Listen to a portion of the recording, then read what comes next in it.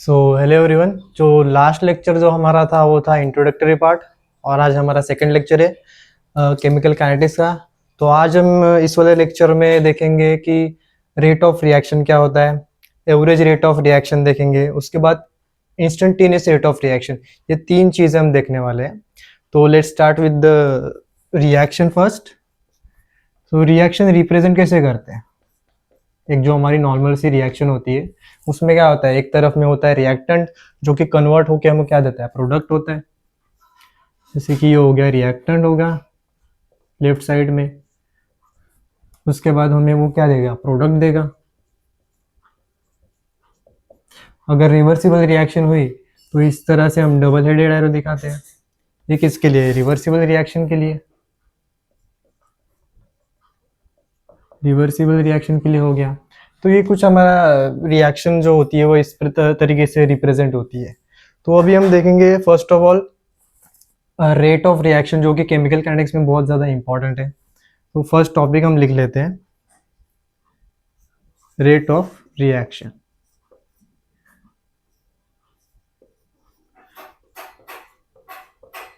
Okay, तो नाम से ही पता चल रहा है यहाँ पे हमें कि रेट ऑफ रिएक्शन, जैसे लास्ट लेक्चर में हमने देखा था रेट ऑफ रिएक्शन में, तो रेट यानी क्या, रेट यानी क्या होती है, एक स्पीड होती है। तो रेट ऑफ रिएक्शन हमें देखनी है, इसका मीनिंग क्या, हमें रिएक्शन की स्पीड देखनी है। तो हम कैसे देखेंगे? तो हम डेफिनेशन कैसे लिखेंगे कि the speed at which reactant converted to product. Means क्या, कोई भी एक रिएक्शन सपोज हम कंसिडर कर लेते हैं, जैसे कि मैंने सपोज कंसिडर कर लिया कि मेरे पास रिएक्टेंट आर है जो कि कन्वर्ट होकर दे रहा है मेरे को प्रोडक्ट टी। अभी मैं बोल रहा हूँ कि रेट ऑफ रिएक्शन इसमें क्या है, इस रिएक्शन के लिए। तो मेरे को रेट ऑफ रिएक्शन किससे मिलेगा, तो रिएक्टेंट से मिलेगा कि ये जो मेरा रिएक्टेंट है वो किस स्पीड से प्रोडक्ट में कन्वर्ट हो रहा है। लाइक 2 मिनट में जा रहा है, 5 मिनट में जा रहा है, 10 मिनट में जा रहा है, कुछ इस तरीके से। या फिर हम ऐसे ही बोल सकते हैं कि ये प्रोडक्ट कितने टाइम में बन रहा है, मतलब क्या, rate of appearance. Like rate of reaction ही है उसमें, तो हम दोनों तरीके से बोल सकते हैं, एक डिक्रीज वाला भी बता सकते हैं या फिर इंक्रीज वाला भी बता सकते हैं। ठीक है, तो अभी कैसे लिखेंगे हम इसको, इसको लिखते कैसे हैं? जैसे अभी सपोज मेरे को लिखना है कि रेट ऑफ अपीयरेंस या डिसअपीयरेंस, देखो रेट ऑफ डिसअपीयरेंस। तो क्या होगा रेट ऑफ डिसअपीयरेंस? जैसे कि मैं रिएक्शन यहाँ पे कंसिडर करी थी अभी यहाँ पे, और यहाँ पे लिख रहा हूँ जैसे reactant R converted into product P. तो रेट ऑफ डिसअपीयरेंस में डिसअपीयर कौन हो रहा है, हमारा जो रिएक्टेंट आर है वो डिसअपीयर हो के प्रोडक्ट में कन्वर्ट हो रहा है। तो इसका कॉन्सेंट्रेशन क्या हो रहा है, डिक्रीज हो रहा है। तो हम लिखेंगे rate of disappearance is decrease in concentration of reactant R divided by what, divided by क्या करेंगे हम, टाइम करेंगे, क्योंकि क्या, टाइम के साथ चेंज हो रहा है, विथ चेंज इन टाइम। इसी को हम मैथमेटिकल फॉर्म में भी लिख सकते हैं। कैसे? तो चेंज को हम कैसे रिप्रेजेंट करते हैं, दो तरीके से। एक तो होता है हमारा ये डेल वाला साइन, जो हमें क्या, लार्ज चेंज के लिए हम यूज करते हैं। चेंज मतलब फाइनल माइनस इनिशियल, वो वाला। उसके साथ अगर स्मॉल, वेरी स्मॉल चेंज होगा तो हम उससे किसे रिप्रेजेंट करते हैं, डी से डेरिवेटिव करते हैं हम उसके लिए। ये किसके लिए होता है, स्मॉल चेंज के लिए। किसके लिए होता है, स्मॉल चेंज के लिए। तो हमको हम इसे मैथमेटिकल फॉर्म में कैसे लिखेंगे, जैसे कि decrease in concentration of R हो रहा है, ठीक है। तो हम लिखेंगे change in concentration of R with क्या है, टाइम है हमारा। और यहाँ पे आप एक बात चीज नोटिस कर सकते हैं कि यहाँ पे आर जो हमारा रिएक्टेंट है वो कम होते जा रहा है। तो यहाँ पे क्या आएगा साइन, नेगेटिव साइन आएगा। तो इसको एक एक्सप्लेन करने के लिए मैं कुछ एग्जांपल लेता हूँ आपको। जैसे कि सपोज मेरे पास कुछ टाइम है, यहाँ पे मैं रिएक्टेंट ले लेता हूँ, यहाँ पे मैं क्या लेता हूँ, प्रोडक्ट लेता हूँ। जब टाइम 0 था तब मेरा रिएक्टेंट सपोज 100 है, तो मेरा प्रोडक्ट क्या होगा, प्रोडक्ट कन्वर्ट हुआ होगा इस रिएक्शन में, नहीं, ये 0 होगा। सपोज टाइम मैंने ले लिया, ये मिनट्स में ले लिया सपोज, तो 5 मिनट में टाइम ले लिया, तब मेरा सपोज थोड़ा सा रिएक्टेंट कन्वर्ट हो गया, रिएक्शन हो गई, थोड़ा रिएक्टेंट कन्वर्ट हो गया प्रोडक्ट में, तो अभी क्या है 70 हो गया, तो प्रोडक्ट कितना कन्वर्ट होगा, अगर यहाँ पे 70 कम हो रहा है मतलब 30 कम हो रहा है तो यहाँ पे 30 बढ़ेगा, प्रोडक्ट 30 कन्वर्ट हो गया होगा। सपोज 10 मिनट्स हो गया, यहाँ पे 60 हो गया, तो यहाँ पे कितना होगा 40 हो गया। यहाँ पे सपोज 15 हो गया, तो यहाँ पे कितना आया 50, यहाँ पे भी कितना आएगा 50। सपोज टाइम 20 हो गया, तो यहाँ पे कितना आ गया 40 और यहाँ पे 60। मतलब आप एक चीज नोटिस कर सकते हैं, यहाँ पे जो रिएक्टेंट की कॉन्सेंट्रेशन है वो डिक्रीज होती जा रही है और प्रोडक्ट की जो कॉन्सेंट्रेशन है वो क्या है इंक्रीज हो रही है। तो जैसे कि एक ग्राफिकल फॉर्म में देख लेते हैं, यहाँ पे हम ले लेंगे कॉन्सेंट्रेशन, यहाँ पे ले लेंगे टाइम। अभी देखो यहाँ पे क्या है हमारा कॉन्सेंट्रेशन है रिएक्टेंट का, ठीक है, और यहाँ पे क्या है हमारा टाइम है। तो यहाँ पे आप देख सकते हैं कि रिएक्टेंट का कॉन्सेंट्रेशन टाइम के साथ क्या हो रहा है, टाइम के साथ क्या हो रहा है, जैसे टाइम इंक्रीज हो रहा है, टाइम क्या कर रहा है, टाइम यहाँ से जैसे 5, 10, 15, 20, जैसे जैसे टाइम बढ़ रहा है वैसे रिएक्टेंट का कॉन्सेंट्रेशन क्या है डिक्रीज हो रहा है। सपोज यहाँ पे 100 था, तो वो अभी धीरे धीरे धीरे धीरे धीरे क्या हो रहा है डिक्रीज हो रहा है। तो इसी को हम क्या कर सकते हैं ग्राफिकल फॉर्म में ऐसे दिखा सकते हैं, ठीक है। अगर यही मैं चीज आपको बोलूँ कि प्रोडक्ट के लिए क्या होगा सर, तो प्रोडक्ट में आप देख सकते हैं कि पहले 0 था, फिर 30, 40, 50, 60, ऐसे है धीरे धीरे धीरे करके क्या हो रहा है इंक्रीज हो रहा है। तो प्रोडक्ट का ग्राफ कैसे आएगा, यहाँ पे पहले 0 था, यहाँ पे हम सपोज कॉन्सेंट्रेशन ऑफ रिएक्टेंट था, वही पे हम क्या लेंगे प्रोडक्ट का कॉन्सेंट्रेशन लेंगे। तो ये भी क्या हो रहा है टाइम के साथ, जैसे टाइम इंक्रीज हो रहा है इसका कॉन्सेंट्रेशन क्या हो रहा है इंक्रीज हो रहा है। तो इसीलिए इस ग्राफ ऐसे आएगा from 0 to whatever the value we get for product, ठीक है। अभी आप बोलोगे सर यहाँ पे ये इंटरसेक्ट क्यों हो रहा है, तो इस पॉइंट को बोला जाता है इक्विलिब्रियम पॉइंट। मतलब यहाँ से रिएक्शन फॉरवर्ड भी जा सकती है बैकवर्ड भी जा सकती है। जो हम इक्विलिब्रियम वाला साइन दिखा है ना, ये वाला पॉइंट होता है ये वाला, जिसमें हम यहाँ पे हम देख सकते हैं जैसे एग्जांपल 15 मिनट्स में हमारा क्या हुआ था, रिएक्टेंट 50% था और प्रोडक्ट भी क्या था 50% था, मतलब दोनों को कॉन्सेंट्रेशन क्या हो गया था इक्वल हो गया था। यही वाला ये पॉइंट क्या हमें दिखा रहा है। ओके, लेट्स सी फॉर अभी डिसअपियरेंस हो गया, वैसे ही अपीयरेंस के लिए भी होगा। सपोज मैं यहीं पे लिख देता हूँ, रेट ऑफ अपीयरेंस कैसे लिखेंगे, रेट ऑफ अपीयरेंस सी, यहाँ पे decrease in concentration of R था क्योंकि ये क्या रिएक्टेंट के लिए लिख रहे थे, रिएक्टेंट डिसअपियर हो रहा था। यहाँ अपीयरेंस के लिए क्या करेंगे प्रोडक्ट अपीयर हो रहा है मतलब फॉर्म हो रहा है, रेट ऑफ फॉर्मेशन वो भी सेम ही होता है वैसे अपीयरेंस जैसे, बस उसका वर्डिंग डिफरेंट है, ठीक है। तो रेट ऑफ डिसअपियरेंस के लिए रेट ऑफ अपीयरेंस के लिए हम क्या लिखेंगे इंक्रीज हो रहा है, प्रोडक्ट इंक्रीज हो रहा है यहाँ पे, इसीलिए क्या इसका कॉन्सेंट्रेशन क्या होगा इंक्रीज होगा, increase in concentration of product P divided by क्या होगा चेंज इन टाइम, ठीक है। इसको भी मैथमेटिकल फॉर्म में हम कैसे लिखेंगे सेम वे में, बस यहाँ पे क्या होगा ये यहाँ पे रिएक्टेंट डिक्रीज हो रहा था इसके लिए हम यहाँ पे नेगेटिव साइन लेते, तो यहाँ पे अगर प्रोडक्ट फॉर्म हो रहा है तो हम कौन सा साइन लेंगे पॉजिटिव साइन लेंगे।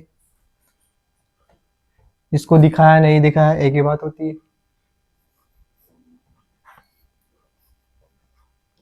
Change in time. ये क्या हो गया हमारा average rate, rate of reaction के लिए हो गया। इसके बाद हम क्या देखेंगे रेट एवरेज रेट और इंस्टेंटेनियस रेट के बारे में पढ़ें, ठीक है। तो ज़्यादा कुछ डिफरेंस इसमें भी है नहीं, थोड़ा बहुत सेम ही है। उसके पहले हम रेट देख लेते हैं कैसे लिखते हैं एक्चुअली फॉर राइटिंग रेट।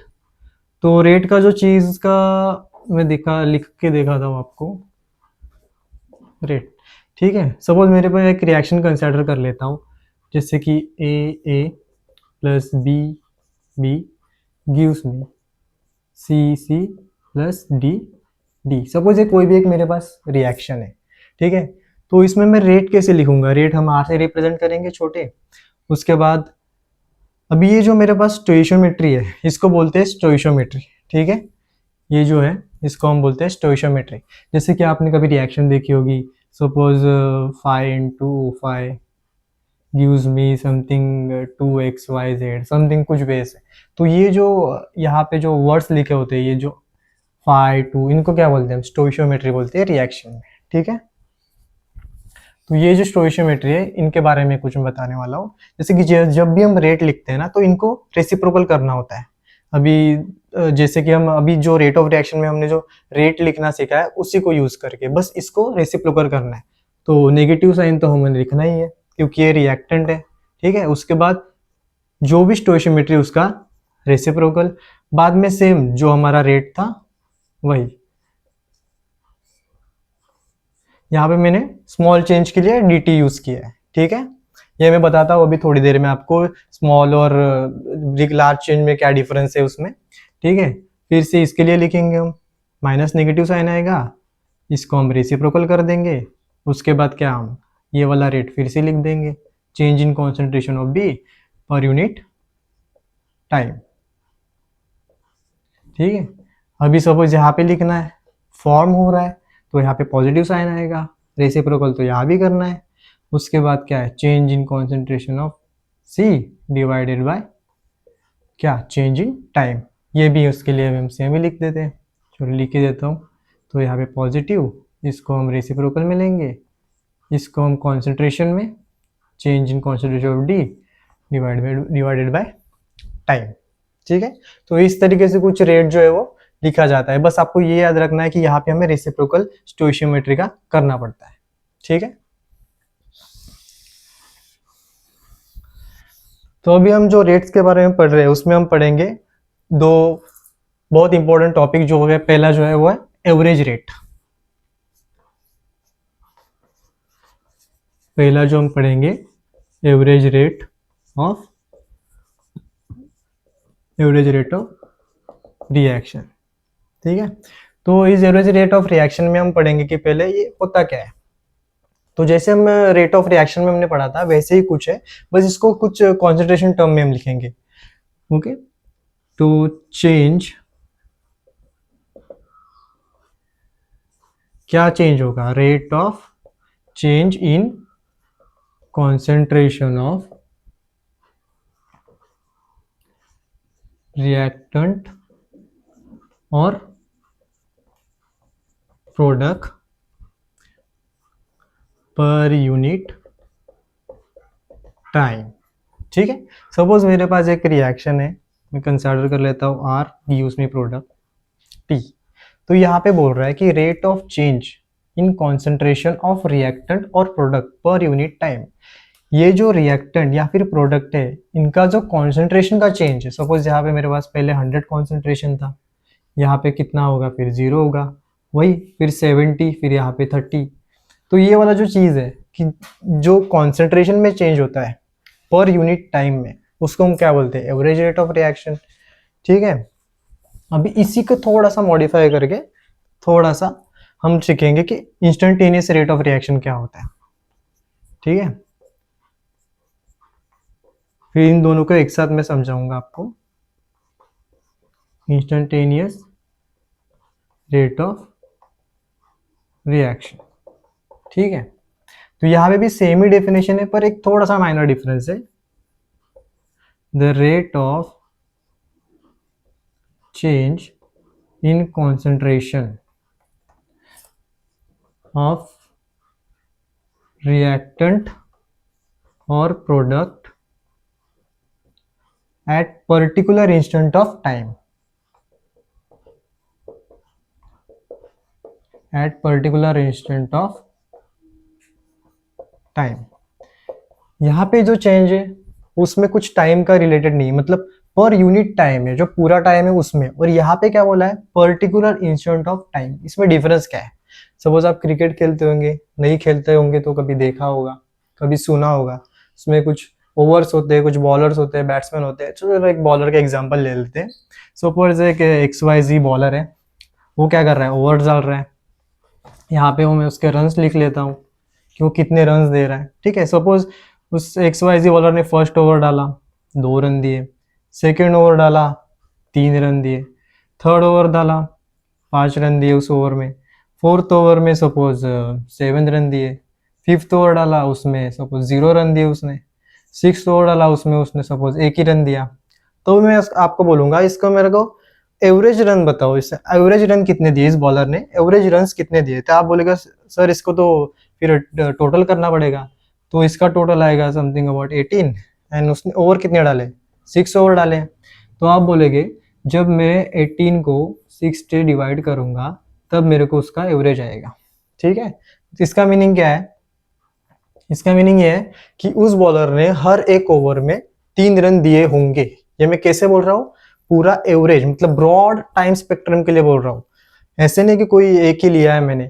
क्या ये ट्रू है कि हाँ भाई सही सर इसने मैंने बोला कि सर इसने 5वें ओवर में कितने रन दिए, तो आप बोलोगे सर इसने तो 0 रन दिए थे 5वें ओवर में, तो ये 3 क्यों दिखा रहा है। तो ये होता है ब्रॉड टाइम स्पेक्ट्रम के लिए। रिएक्शन भी वैसे होने के बाद कुछ अलग हमें दिखेगा, पर अगर हम इंस्टेंटेनियस रेट ऑफ रिएक्शन की बात करेंगे, अभी एवरेज के लिए देख लिया कि एवरेज तो 3 आ रहा है, पर ये ट्रू भी नहीं है ना कि 5वें ओवर में तो उसने 0 ही दिया था, छठे में तो 1 ही रन दिया था। तो अभी मैं अगर बोलूंगा सर इंस्टेंटेनियस रेट के बारे में हम कैसे पढ़ेंगे, तो अभी मैं बोल रहा हूँ कि एक पर्टिकुलर इंस्टेंट पे, यानी कि उसने सेकेंड ओवर में कितने रन दिए, तो मैं बोलूंगा 3 रन दिए थे। उसने फिफ्थ ओवर में कितने रन दिए, तो आप बोलोगे 0 रन। तो ये होता है पर्टिकुलर इंस्टेंट ऑफ टाइम, ये होता है इंस्टेंटेनियस रेट ऑफ रिएक्शन। ठीक है, तो इन दोनों के लिए अब हम लास्ट में बस फॉर्मूला लिख लेंगे इनका। जैसे एवरेज रेट के लिए क्या होगा, एवरेज रेट के लिए लिख लेते हैं पहले,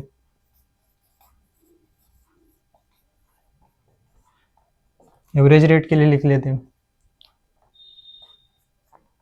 तो मैं यहाँ पे लिखता हूँ plus minus change in concentration of any reactant और प्रोडक्ट डिवाइडेड बाय क्या होगा, टाइम। जब भी रिएक्शन के फॉर्मेशन के बारे में पूछेंगे, अपीयरेंस के बारे में पूछेंगे, तो हम क्या करेंगे, पॉजिटिव साइन लेंगे। जब भी रेट ऑफ डिसअपीयरेंस के बारे में पूछेंगे कि रिएक्टेंट डिक्रीज हो रही है, उसके बारे में जब भी पूछेंगे तो क्या करेंगे, हम नेगेटिव साइन लेंगे। ये किसके लिए है, एवरेज रेट ऑफ रिएक्शन के लिए। अभी हम देखेंगे कि इंस्टेंटेनियस रेट ऑफ रिएक्शन के लिए क्या लिखेंगे।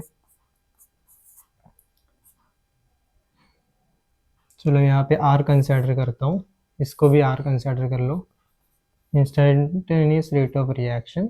यहाँ पे भी सेम पॉजिटिव नेगेटिव लिखेंगे, पर यहाँ पे मैंने एक गलती कर दी, आप मत करना।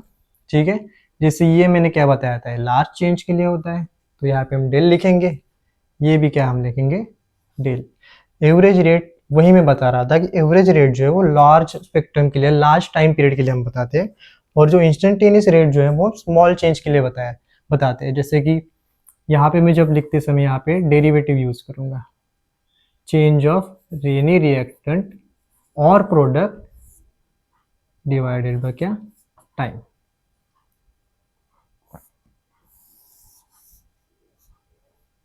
इसके ऊपर जो न्यूमेरिकल्स वगैरह है थोड़े बहुत आते हैं, जो हम नेक्स्ट लेक्चर में देखेंगे।